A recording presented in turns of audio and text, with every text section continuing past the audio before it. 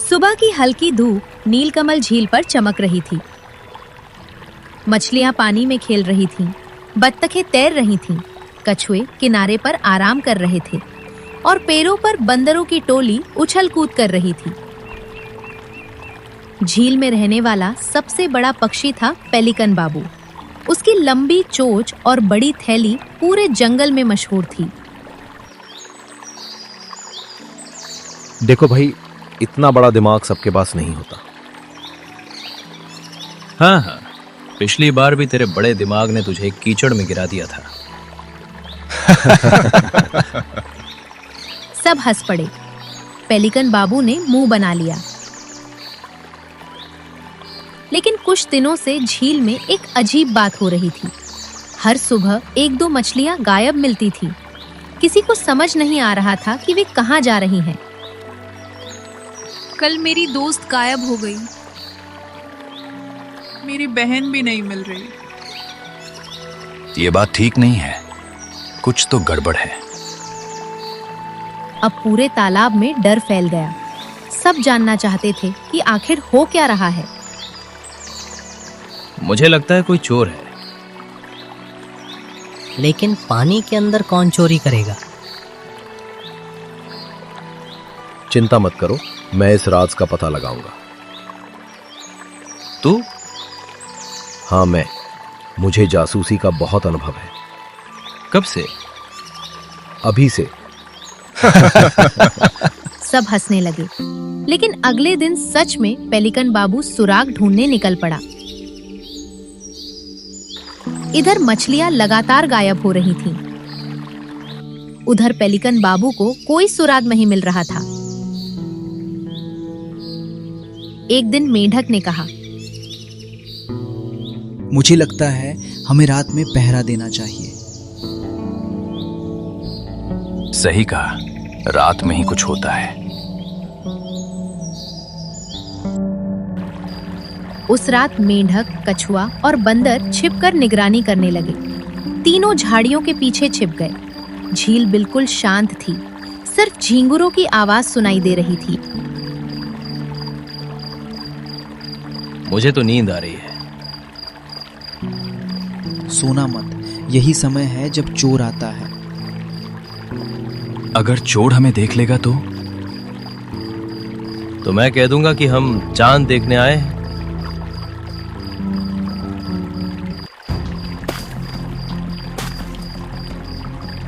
इतने में पानी में छपाक की आवाज आई। तीनों चौंक गए। सुना?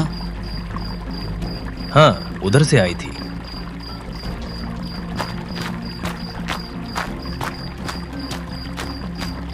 तीनों भागकर वहां पहुंचे, लेकिन वहां कोई नहीं था।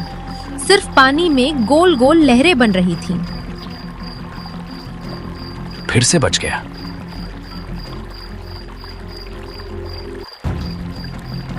अगली रात उन्होंने दूसरी जगह पहरा दिया। इस बार बंदर पेड़ पर बैठ गया, मेंढक कमल के पत्ते पर छिप गया और कछुआ पत्थर के पीछे बैठ गया।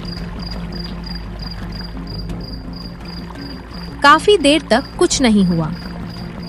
फिर अचानक बंदर ने देखा कि पानी के ऊपर एक सफेद पंख तैर रहा है।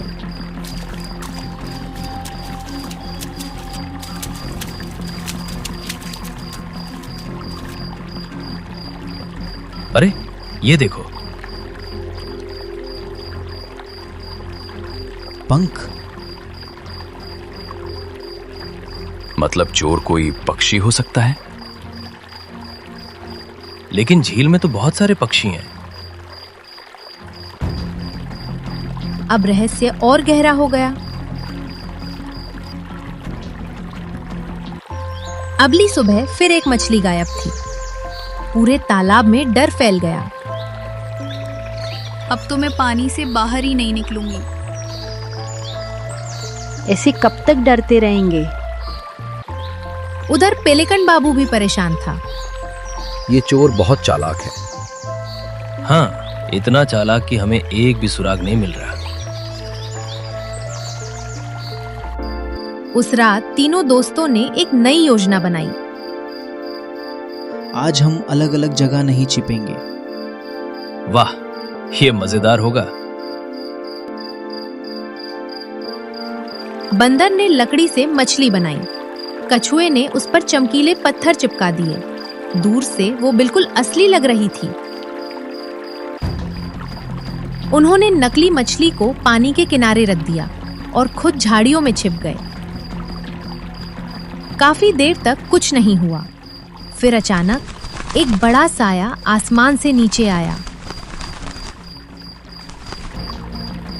आ गया। शांत रहो। साया नीचे उतरा। उसने नकली मछली उठाई और उड़ गया।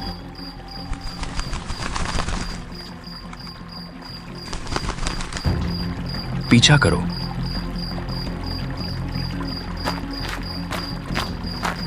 तीनों उसके पीछे दौड़ पड़े। बंदर पेड़ों पर कूद रहा था। मेंढक उछल रहा था। कछुआ अपनी पूरी ताकत से भाग रहा था। रुको, मेरे छोटे पैरों का भी ख्याल करो।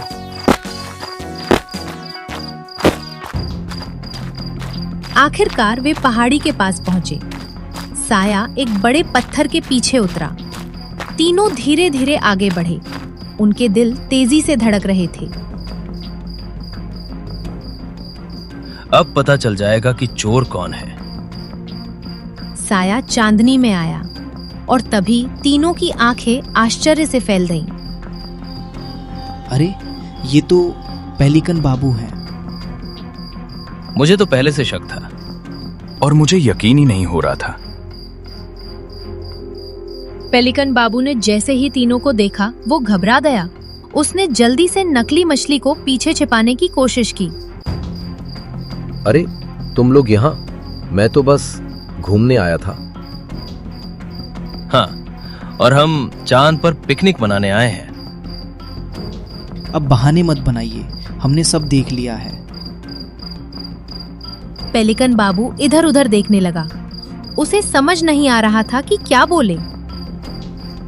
तभी कछुए की नजर पास पड़ी मछलियों के कुछ अवशेषों पर गई। ये देखो, ये उसी तालाब की मछलियों की उतरी हुई परतें हैं। अब तो सबूत भी मिल गया। पेलिकन बाबू ने एक लंबी सांस ली। अब उसके पास छिपाने के लिए कुछ नहीं बचा था। ठीक है, मैं सच बताता हूँ। मैं ही मछलियां ले जाता था। पहले एक ली, फिर दूसरी, और फिर मुझे लगा कि कोई मुझे पकड़ नहीं पाएगा। तीनों कुछ देर चुप रहे। उन्हें गुस्सा भी था और दुख भी। तुमने सबका भरोसा तोड़ा है। और ऊपर से जासूस भी बने घूम रहे थे। अब चलो, सबके सामने सच बताना होगा।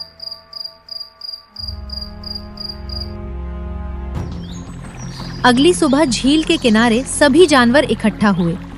सबको लग रहा था कि आज कोई बड़ी खबर मिलने वाली है। सुनो सुनो, रहस्य का पता चल गया है। सच? कौन है चोर? जल्दी बताओ। बंदर ने पेलिकन बाबू की ओर इशारा किया। पूरा तालाब हैरान रह गया। हम तो तुम पर भरोसा करते थे। पेलिकन बाबू ने सिर झुका लिया। हाँ, मैंने गलती की है। मैं लालच में आ गया था। मुझे लगा था कि कोई कभी सच नहीं जान पाएगा। हमें तुमसे ऐसी उम्मीद नहीं थी। पेलिकन बाबू को अपनी गलती का एहसास होने लगा। पहली बार उसे सचमुच शर्म आ रही थी। तभी अचानक झील के ऊपर से तेज आवाज आई।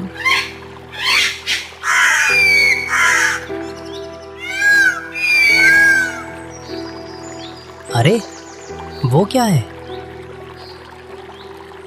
सबने ऊपर देखा।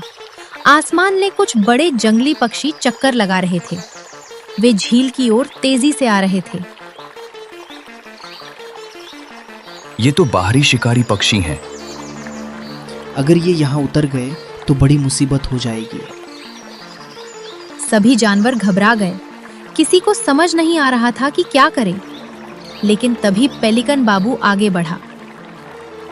गलती मेरी थी, लेकिन इस झील को मैं नुकसान नहीं होने दूंगा। अब क्या करने वाले हो? मुझ पर भरोसा करो, बस एक बार। पेलिकन बाबू तेजी से आसमान में उड़ गया।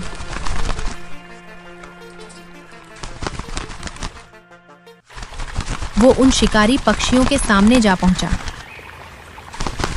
हटो रास्ते से। ये झील मेरी है, यहाँ किसी को नुकसान नहीं पहुंचाने दूंगा। फिर पेलिकन ने जोर से अपने पंख फड़फड़ाए। इतनी तेज हवा चली कि शिकारी पक्षी घबरा गए। उसी समय नीचे से बंदर पेड़ों की डालियां हिलाने लगा। बत्तखें जोर जोर से आवाज करने लगी। कछुए पानी में उथल पुथल मचाने लगे। पूरा तालाब एक टीम की तरह काम कर रहा था। कुछ देर बाद शिकारी पक्षी परेशान होकर वहां से उड़ गए।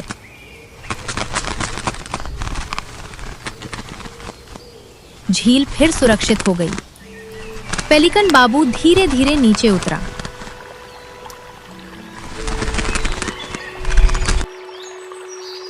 हम बच गए। वाह पेलिकन बाबू, आज तुमने सच में बहादुरी दिखाई। मैं अपनी गलती मिटा नहीं सकता, लेकिन आगे से उसे दोहराऊंगा भी नहीं। गलती सबसे होती है, लेकिन उसे मानना और सुधारना सबसे बड़ी बात है। और आज से पेलिकन बाबू झील के सुरक्षा अधिकारी घोषित किए जाते हैं।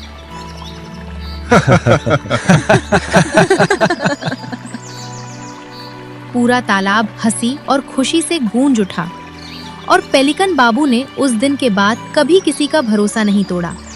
अब वो सचमुच सबकी मदद करता था।